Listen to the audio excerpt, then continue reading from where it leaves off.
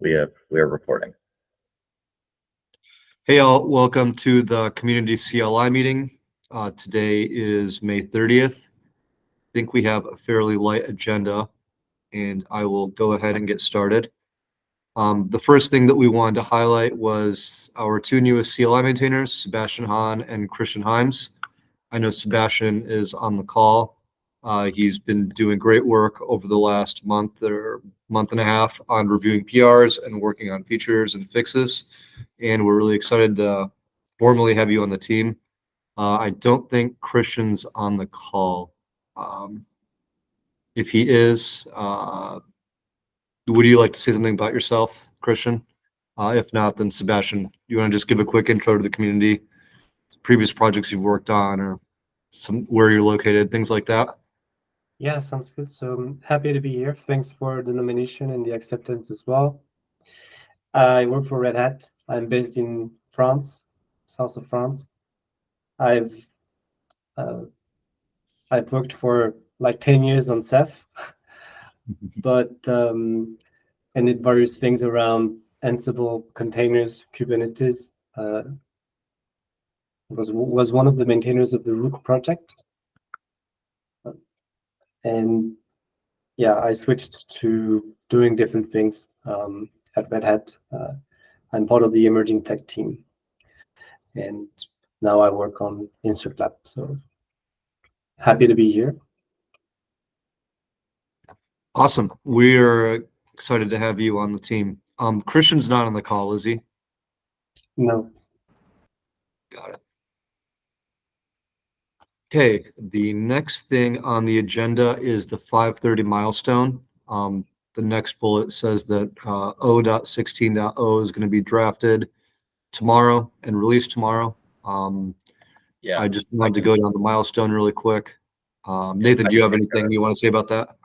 I was just gonna say I can take care of that tomorrow. I put that on the agenda, but I'm happy to own that and make sure that gets done tomorrow. And I will be moving the stable tag. I think we're gonna keep that tag active until September 1st. We still have to send out, I think, the notifications about that, probably to announce and the announce mailing list. But we're going to keep maintaining that tag, although I think we're going, in terms of our documentation, push people to start using PyPy, because 0.15.1 we were successfully able to publish to PyPy. So we should have the same for 0.16.0, and most folks should be using that install method from here forward. Awesome. I know that there were some changes to the release strategy docs. Is there anything you want to summarize for anyone on the call or for the recording in that PR? Yeah.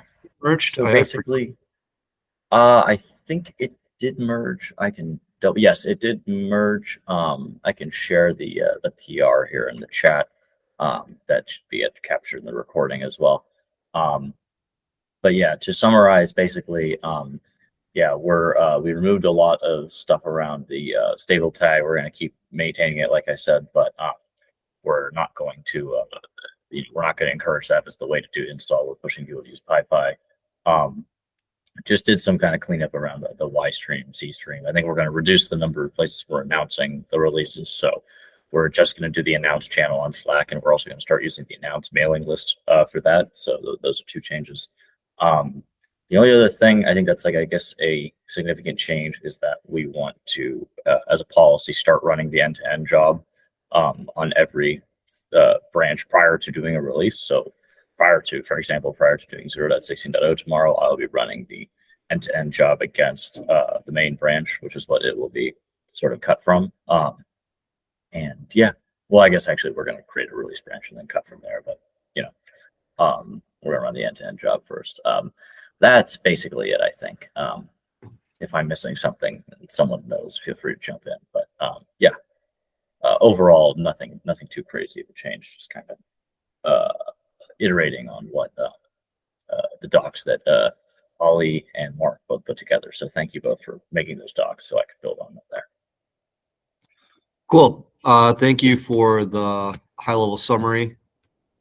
With that, I just wanted to go down the 5:30 issues or PRs.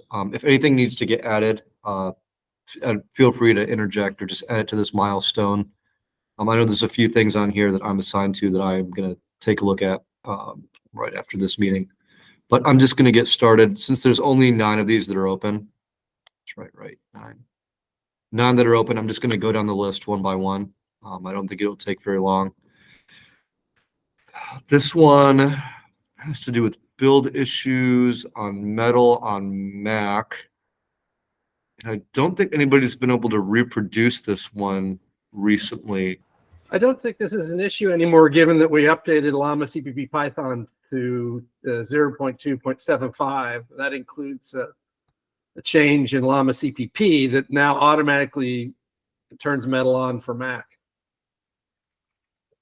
That makes sense. Yeah. I'm going to go ahead and close this one out then. We Yeah, also go ahead and just close haven't that. heard anything on this in a month. I also pinged James yesterday, and he hasn't responded. So I would just make a comment, Ollie, and say, due to inactivity, we are closing this out. Please feel free to reopen if it's still an issue.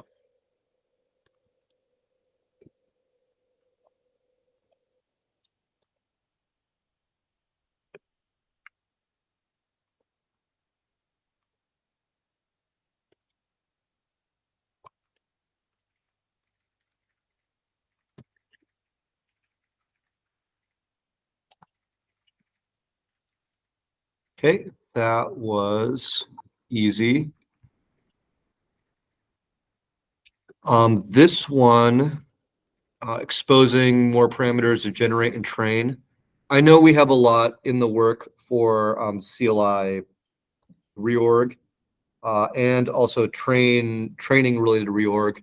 Can we push this one out, Charlie, to the next release, or possibly even close it all together? I'm not sure what this one covers that the other PRs don't cover. Or sorry, issues don't cover. So I think pushing it out is probably a good idea. I don't know. I mean, there's a bunch of things that are like redo train, redo generates. This is kind of just an old one. That's from March 7th, so it might be outdated. I'd be okay with closing it in favor of other issues. But yeah, I definitely push it to the next release because we're not going to get anything merged for train this release, I don't think. So should we close it or push it? I think we should close it. I feel like for the train half of the feature, we've already got that very thoroughly, or that's being very thoroughly worked on. The generate part, do we need new parameters for that? Go ahead, Russ. I mean, I think it's clear it won't go in today. I would just put the question you just asked out loud into the issue. Make sure that the author gets a chance to respond as well. I think Jaydeep's on the call. Jaydeep, do you remember what might have inspired this one for generate? Well, it says right here, num examples in lab generate.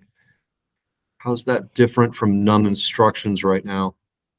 Is Jaydeep still on the call? Yeah. Yeah. Yeah, I'm here. Yeah, I'm just trying to remember. I think this came from a conversation with Guy where there was a slight nuance between just how many samples you want to generate versus I think it was how many of the supplied ones you want to use to generate. Also, I think there's a very slight distinction between like whether you want to use all the supplied examples to do the generate or use like a subset of those. I think it was something along those lines, but it seemed important now that Guy mentioned that we should expose it. He may feel differently now. I don't think it's like a make or break one way or the other, but in general, this issue was more about exposing a bunch of knobs that we don't at the moment, specifically around training. There's like learning rates and batch size and stuff that those are more meaningful parameters that we should expose. And then yeah, we can clarify on specifically the generate one as well. Do you know what the advantage is of having using a subset of what you generated? No, it's a subset of like the seed examples that you provide. If you don't want to use all of those to generate them, I don't know what the use case for it is. I kind of just collected a bunch of the examples that Guy gave and put them in this issue, to be honest. We can, I mean, individually order the ones we want to add. I can also talk to Kai and update this to see if he has if we have like a more specific exhaustive list that we want to tackle as part of this issue. Okay. Great. So I'm gonna definitely move this out. I'm gonna say maybe even to 6/27 because I don't know if this is something we're gonna get done in the next couple weeks. I mean, what do you think, JD? I don't think it's a super high priority one. It's really just, I think, more of an optimization. I do know at one point we had sort of coupled this together with the code cleanup around flags because there's already kind of a mess right now. So adding more flags to that would just make it worse. So this was initially anyway considered like, and I would still consider this like a second step to like when we've cleaned up and organized our code paths within train for Linux versus Mac, and then all the random flags that there are. Okay, well, since we're targeting to get that in, well, as soon as possible, but more specifically by the 13th release, maybe we put this one to the 27th. Yeah, I think that's I good. think so, yeah. Great.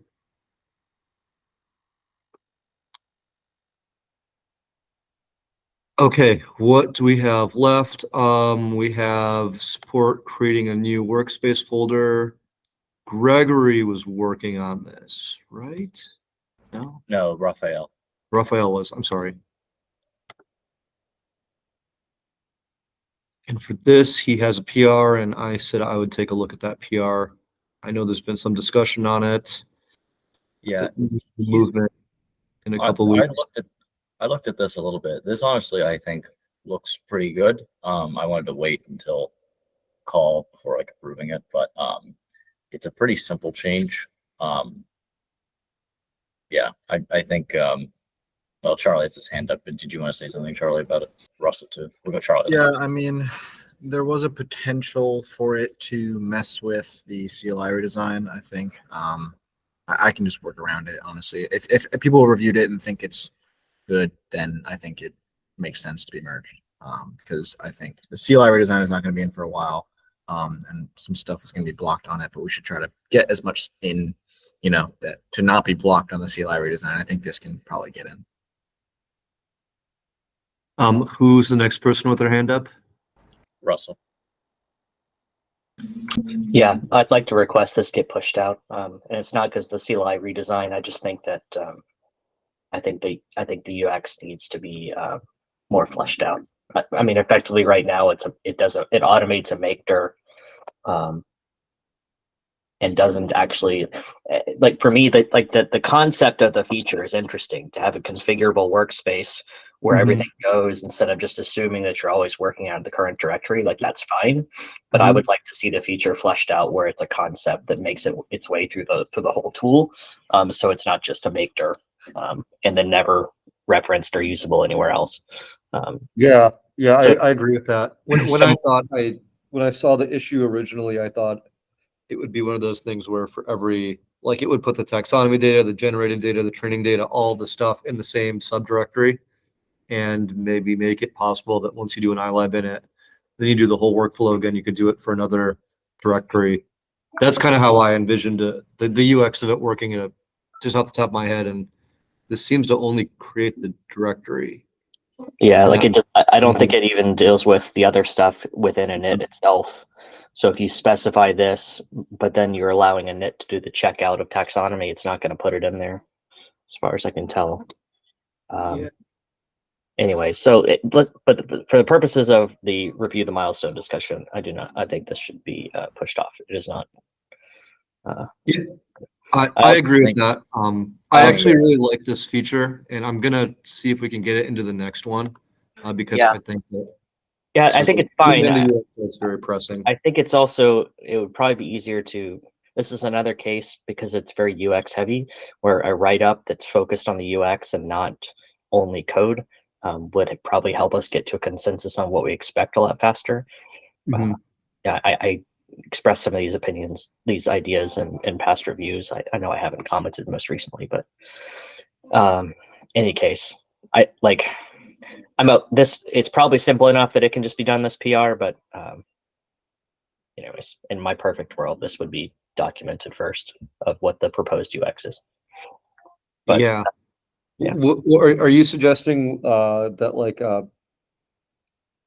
PR get made to dev docs, or just like have it really fleshed out in the pull request description or something like that? I think in comments is probably okay. I mean, if a doc, I think it would be my ideal, but I don't know. I guess it's hard. I'm trying to think in my head how complicated it's going to be to write up, and it's probably not that much. Mm-hmm. I don't know, but again, probably don't need to talk about it in more detail at the moment. Yeah, I'm gonna take a look at this, or look at the comments and at least take a look at it and maybe leave a comment myself later today, because I think this would be a great addition in general. But now that that one has been moved on, oh, I guess I gotta move the issue too. Yeah, Nathan, this gets into like the issue versus PR thing. I'll probably just remove the PR from the 613 milestone after this. Yeah, I mean, I think it makes sense to use the issues, but I see your point about having the PRs in there, Ollie. I just really like having one place where I can see everything that matters. But the issues. Well, and we also, and this is, well, apologies off topic, but it's important. Like we do need to revisit how we deal with triage. Like this can't be the only thing we're looking at as a maintainers team, because there's well, of course, other issues, but also PRs without issues that need attention, and we're dropping ones. And losing contributors as a result in some cases. So, and that's a hard problem to deal with, but part of how we deal with it is making sure we do time and reviews, but another part is thinking carefully about our processes and how we review the backlog. And this isn't the backlog, right? So, and we do need to agree as a team on how we manage the backlog, because right now I think it's just unmanaged. Yeah. Do you wanna add that as a discussion point at the very end of the agenda? I mean, I think we're gonna blaze through it since we only have a few more issues left. But moving on, there's this one that's very old that has to deal with stop tokens. I'm gonna take a look at that today.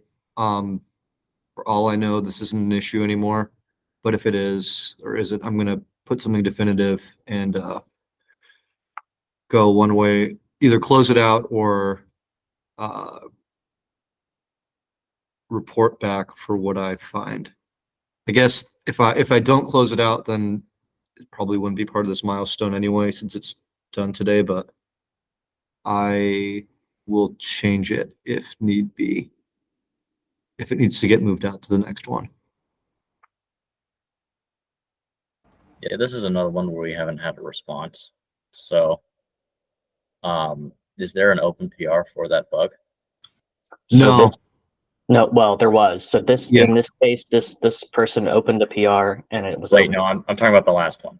The one that's on the screen is what I'm talking about. Oh, no, sorry. We were talking about this one. Okay, apologies. Tokens one. Yeah, we kind of blasted past this, Ollie. Let's give it a sec here. So this one we haven't gotten a response on. So, what are we going to do with it? I was gonna look and see how we're adding the stop tokens and serve right now, and if there's more that we could add to it. But I think that this is probably get closed out. Well, so what's it say? So, are you saying that you're going to deal with this today? Yeah. What? Yeah, I'm gonna deal with this today. You're either gonna close it or what? We're either gonna close it or move it up a release. That's all. Okay, well, isn't that the point? Isn't that why we're sitting here to discuss that? What are you going to look at later? I'm going to actually dig into the code and see how Llama CPP takes stop tokens, or at least how the newest version we're on does. Okay, well, if it's not something that's going to get addressed today, we may as well push it back now, and you can still close it out later if you're going to take responsibility for it. Yeah, okay, that's fine. So, Because even if I do, I open up a PR, it would still need to get reviewed and merged today. yeah, I would just like to get the milestone actually addressed. So anyway, we can move on to the optimized CPU one. Yeah, let me go back to the list though. So the optimized CPU one, there is a PR for this, and it's pretty small.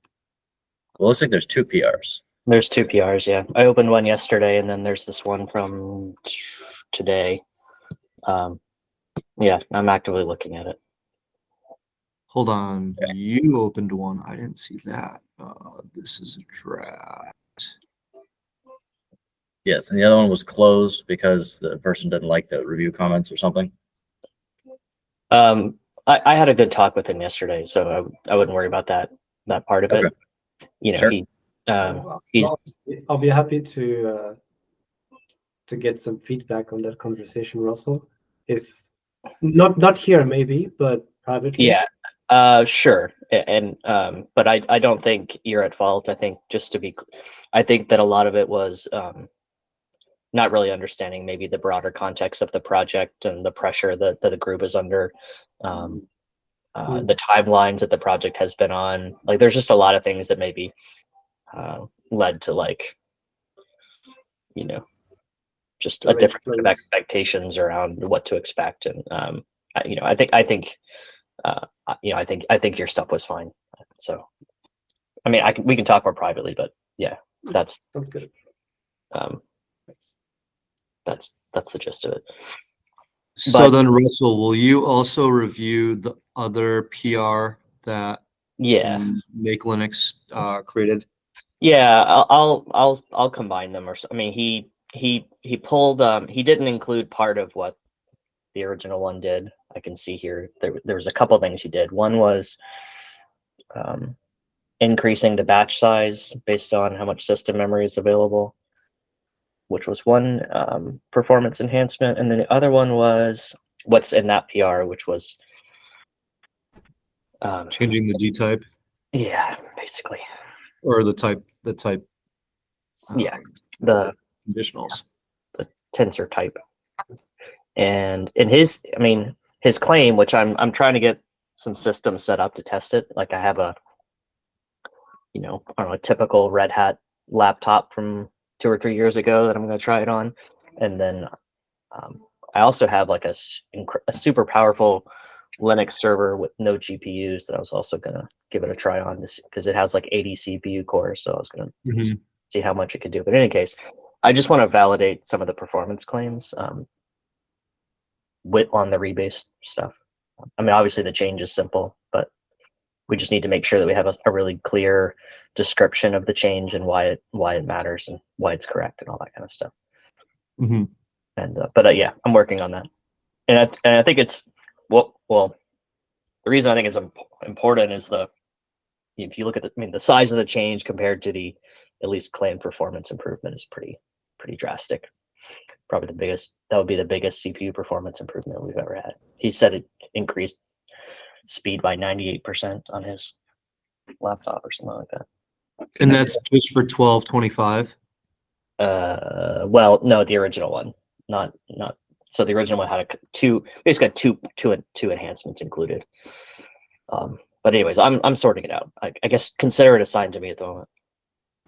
Yeah, a lot of the stuff with Torch is pretty cool because I feel like we don't have a lot of the optimizations just because not a lot of us are familiar with like all the arguments that you can actually pass to the trainer.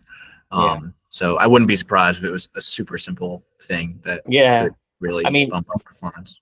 And the TLDR, from what I can tell, is that instead of using one of these 16-bit types, if you don't specify one of those, it'll default to 32-bit floating point, which performs much better on CPUs. And yeah, that's the big thing. And I think he also said something, I'm not sure why yet, and this is also something I was going to do when I test today. So he said that when you fix this config, it also enables Torch to do multi-threaded processing, whereas with how we have it configured right now, it pins it to a single CPU. I'm not sure why that'd be the case. Maybe something with how it's having to do the data type. I don't know. Doesn't matter. I mean, it matters at some point, but that would also be a pretty drastic change if that was a side effect of our current config. Yeah, I that's super cool. I have seen that BF16 is a real easy performance improvement on CPUs, like for embeddings, just even for inference. But I don't know for sure that you can use it everywhere. So Yeah, and to be clear, this one is actually making sure that we don't use that. So not BF16 or FP16. Okay. I wasn't doing it for training, so maybe that's completely different. And then there's another, while I'm at it, that you could even see it in the comment in the newest PR. There's a commented out line that says use IPEX equals true. It says to do CPU test. Oh yeah, that was me. I wrote that. So once I validate it, I want to test that too, because But you need, for that to really work, you need like a Sapphire CPU. right. And I don't know if will it auto detect it? Like, is it going to break if you have that enabled on the wrong CPU type? I'm not sure. That's something I wanted to look at. Well, Like, yeah, is it going to figure that out and then fall back to not using it if it's not supported? That's something I was curious about. To be determined. At least to me, I don't know the answer. I think the device type would be set wrong. Yeah. In any case, that could always be a follow-up change anyway. That's not strictly part of this. So for this issue 1006, there's this PR that you have a draft of, and then there's this one that just got opened a few hours ago. Am I missing anything? It looks like I looked at the issue a little bit earlier. No, there was one other original PR that got closed, and he redid a subset of the original PR, and mine is rebasing the original PR. And in any case, I'll sort it out. Okay. So do we want to push this to the next milestone? It wouldn't hurt. I mean, I don't know. If it gets in, get in. If it doesn't. I don't know. I'm not super concerned. Do you think we could get 1225 reviewed and in by the end of the day? Since it's a small fix. Maybe that's really I want to complete testing to give some really concrete numbers and a more detailed explanation of the change and why it matters, because it's not really written up. And if it gets in, it's fine. I mean, you can leave it on the milestone and just don't block on it. If it's not there, just bump it when you go to make the release. It's not a big deal. Okay. Yeah, let's leave it on. This is one I think, Ollie, where having the issue on the milestone makes sense, since there's 3 related PRs. Yeah. All right, let's move on. Okay. This one is assigned to Charlie. Are we already doing this? Yeah. There's an So open PR for it. there's an open PR. There's a lot of discussion in this PR. And I know a lot of people here have a lot of context, but I do think this one can and should get in this release, because currently you can do something like iLab chat -m foobar and it just works, which I think is we've known this is a problem for months. And I think this is probably the release where we should fix it. My PR, what it kind of does is it validates that the server that you're running has the model path in it that you specified in -- model. I'm currently wrangling the functional tests because I have no idea what these tests do, half of them. But I'm trying to get a test that validates that we fail on the invalid model. But currently it's that test is failing because I have to figure out how to use spawn properly. But other than that, I think in Russell and Sebastian, correct me if I'm wrong, but I think we almost have consensus on this one. It just kind of seems like a couple of things outstanding. But I'm yeah, fine with the change, and we can follow up on the to-do. Yeah, you can have the functional test if you want. I've spent a fair amount of time scratching my head around the expect comment. So if you need help, let me know. Yeah, so I'm just trying to get expect that it fails, and for some reason Yeah, it's so like negative, not yeah. it doesn't like that.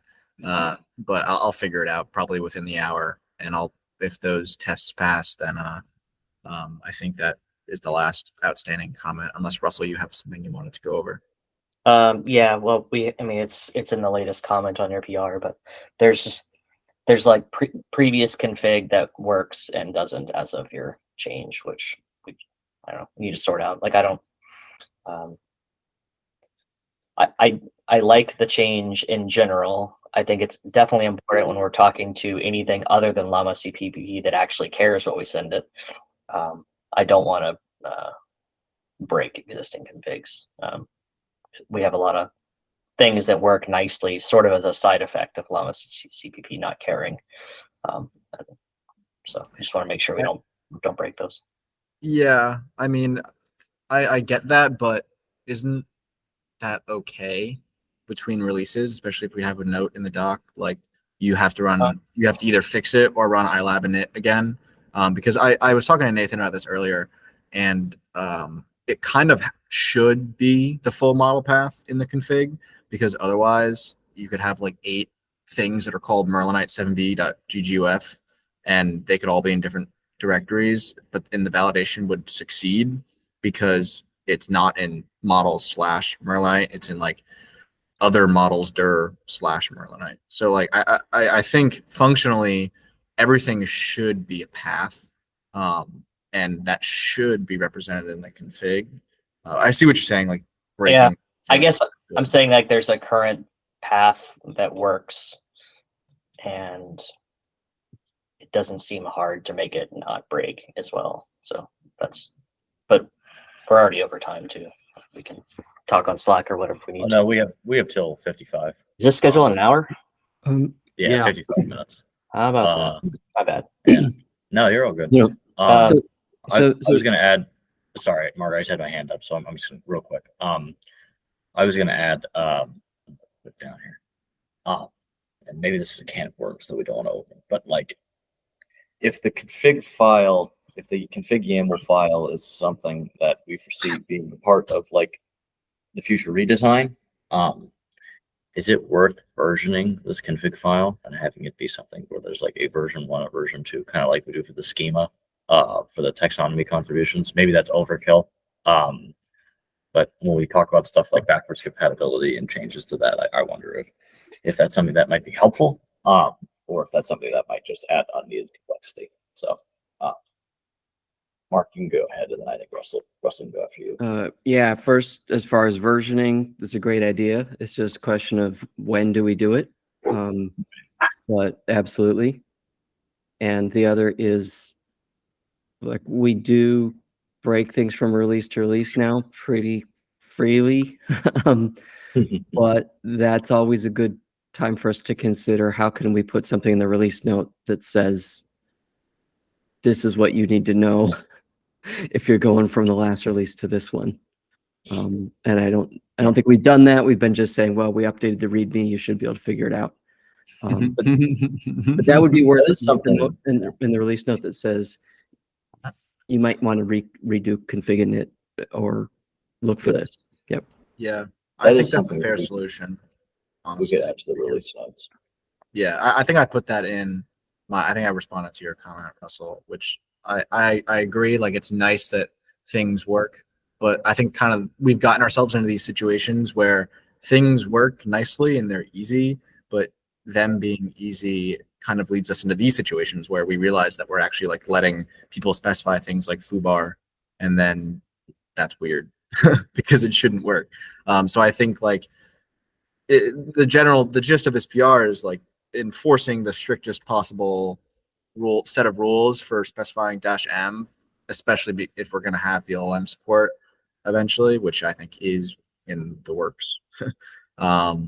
I don't know. I think it kind of makes sense for people. It's kind of like, oh yeah, run config init, or just you can edit your config and put the actual directory in there. Either of those solutions would work. I think is fair. Go One ahead. one thing with past config changes is usually it's pretty obvious when it breaks. Like when options change or something. At least I remember at some point in the past where it just blew up. And I think it would be pretty easy to check. Oh, you have a config with the old default values in it, and so now, by the way, that might break. So fix it, or automatically change it if we know it's the old default, update it to the new default. And then while we're on the topic of the config, I don't particularly like the way the config works at the moment, where we put everything in there, even stuff that are default values. I think it should almost be. I mean, I guess I would prefer that the config file was not necessary, and only there if you want to put configuration to change defaults. And even if it is there, and even if we want to automate creating it, that we should only have contents in there that are not defaults. Because I don't know, I think we're causing our own pain here. Because part of the case that I'm pointing out is we have this file that's full of values that are old defaults, and those old defaults don't work. And that's the problem. Had we not generated the config this way, we wouldn't have the issue. But anyways, it's also, I think, would be only a couple lines or whatever to point out, hey, your config file has old defaults in it or something like that. Yeah, no, I can do that. Maybe even in the error, like if in the error that's like, hey, like Merlinites, like when it errors out, maybe I can put in there like try running config init again to see if it fixes it. Would that be okay? Yeah. Like before you log, you could just you could be a friendlier message. Just say it didn't match. It's probably because of this config. Here's the update you should make, something like that. Yeah. Okay. Yeah, that's fine. I'll add that and I'll fix up the test. But I think this should be in the release. That's going to be cut if people are okay with merging something like this. So I'm not opposed to that. I'm curious why this one stands out amongst, I don't know, the 40 PRs open. Like why this one needs to be. I'm just curious. This one's been open for a long time, and we at one point had like 3 different issues that were like, hey, like what is this? I think it would just I would like to see, since this is a bug, like at the end of the day, if it's possible to get it in, I would like to get it in before the next release, which will have the CLI redesign, so that when we have this set as our stable release, it's just one less bug that's in that release. And from what I've seen, like I think there are a few outstanding points that Charlie can address today, but I would also be favored of getting this in today, or even early tomorrow, if possible. I'm okay. I really am not opposed to putting this in.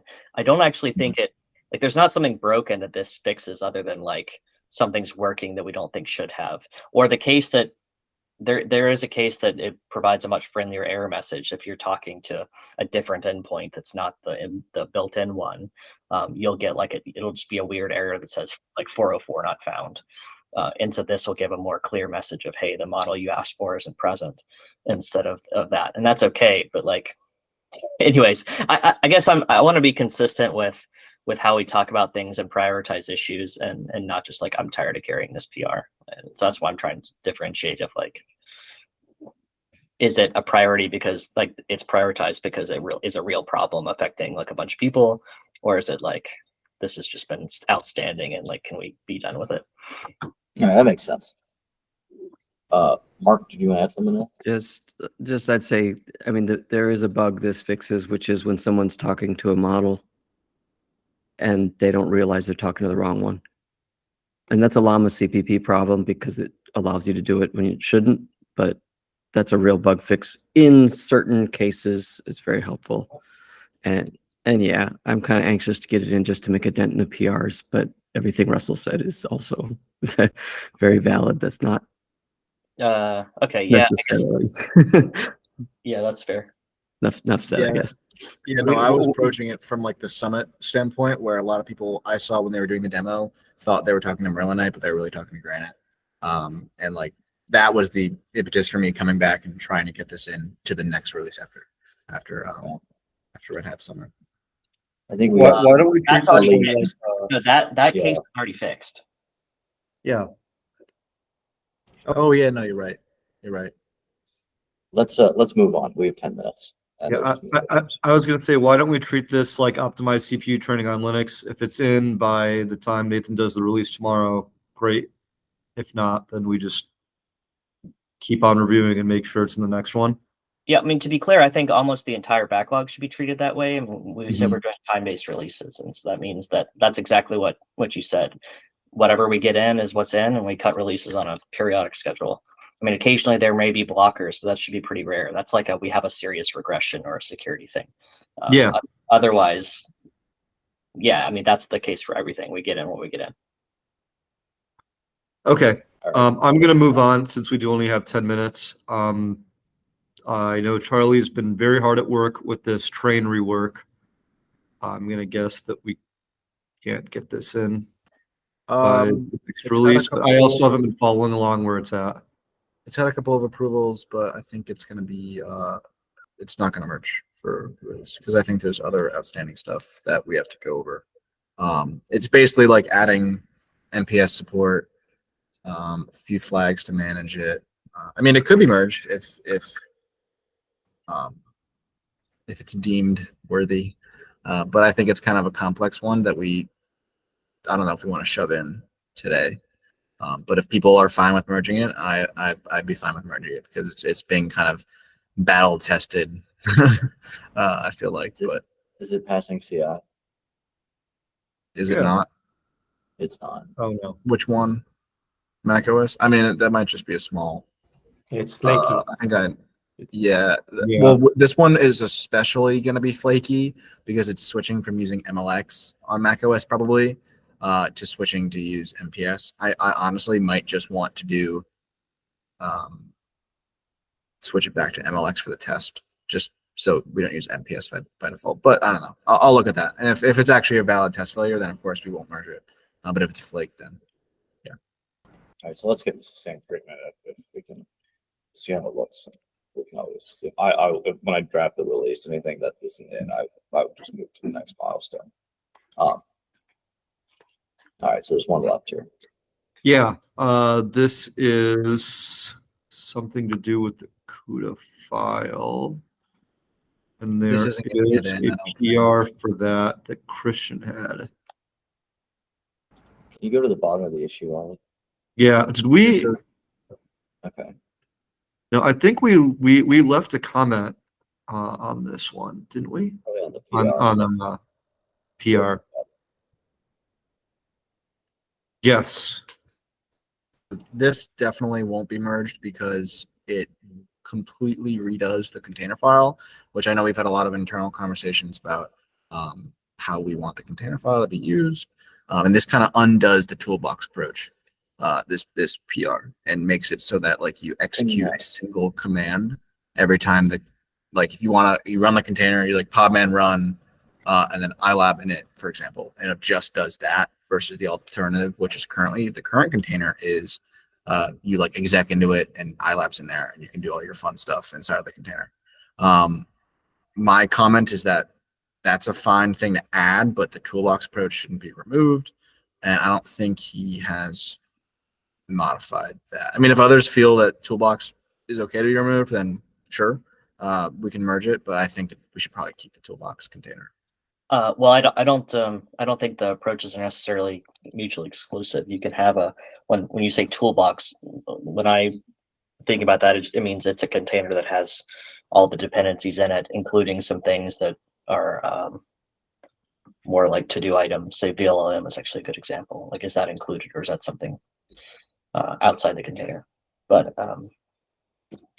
you can still, I mean, the container, I envision a container you can use either way. If you want to open a shell into it, have at it, or run it like maybe that one's proposing, where you're using it to run a single command, mounting a directory into it.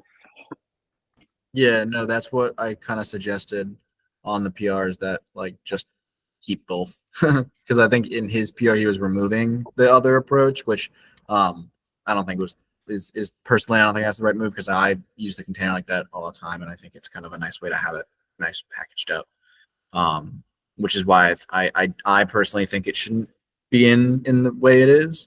But if others think that it's okay and we can add the other thing back later, that's fine too. But personally, I think holding it might make more sense for now.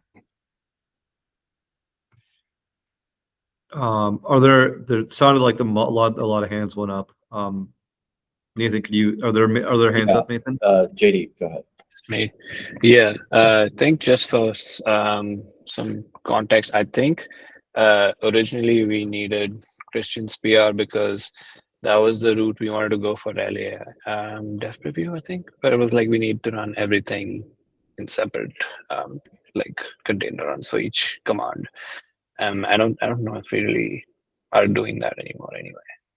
So like the toolbox approach is what we're going for. I think that's what Charlie's container file is more aligned towards anyway. So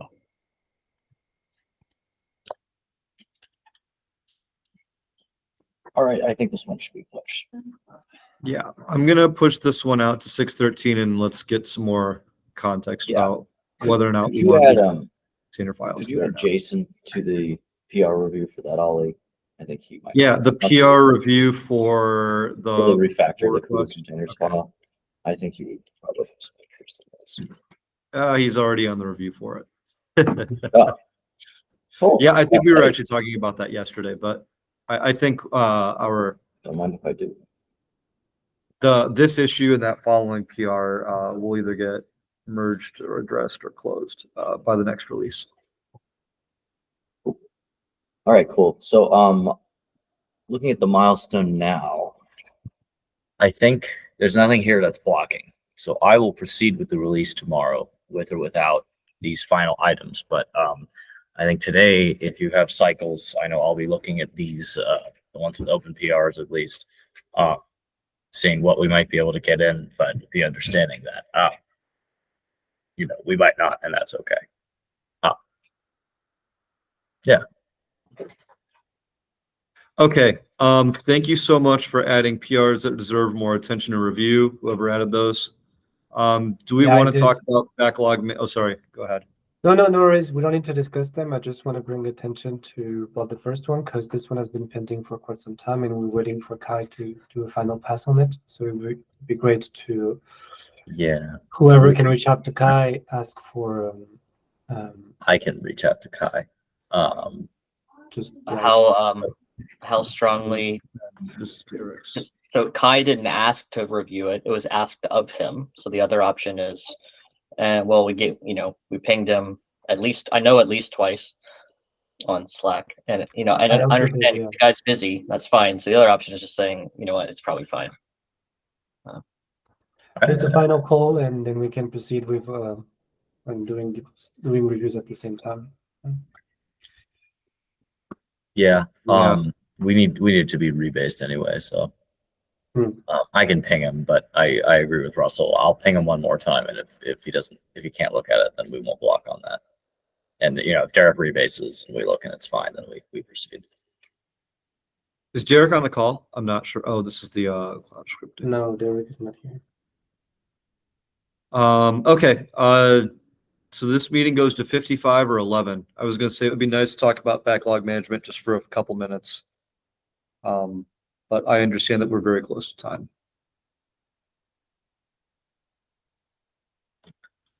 I think we should maybe get back into the practice of using the board. That's my thought, because we've kind of been focused on the milestones more sort of the board. I think the milestones are good for like things that we really want to get in by a certain time, but I think maybe today maybe is a bit of an exception since today is the day for the milestone. But I think, like, for example, next week, instead of looking at the 613 milestone, we should be looking at the board, because the board also does have a list of what is in the milestone as part of that UI. So that's just my thought. And if the board is priority focused, in theory, anything that it was High priority be on the should be in the milestone should be up at the top of that list anyway. And again, for our sanity, we're doing time-based releases, and so we don't really. It's not that important to spend time up front worrying about what's targeted there or not. It's like, what do we get done in time? The important thing is to focus on the important thing, which means I was gonna say, we can also reduce the cadence. Like, we don't need to do every 2 weeks. I don't think that's something that we have as part of our governance. In fact, I think we avoided that wording specifically so that we would have that kind of, I think it's technically speaking up to the maintainers. So if we want to do like more like a 3-week cadence or something, if that's maybe makes it easier to prioritize things and gives us less time to be spending. Because I guess if we're doing every 2 weeks, then every 2 weeks we're going to be looking to step the milestone, since that would be like the release coming up. So maybe 3 weeks makes more sense. But anyway, I'm just kind of thinking here. Mark, go ahead. I think we should close out the call. So while we're still talking about getting the priorities done and the milestones, we're also all in agreement that we need to spend a little more time doing the oldest PRs first. Yeah. Mhm. But that's a balance of both, because priority is priority, right? Okay, just want to make sure we're in sync on that. Yeah. Why don't we do this? I think this warrants a follow-up discussion. I don't know in what capacity, but I'll start a thread on it on the front end Slack, and maybe it's one of these things where as maintainers we just have a one-off call to discuss these two things before Yeah. next week. That sounds good to me. See where it goes. We can figure that in the thread, but we're at time, so we need to. I'm going to stop the recording here.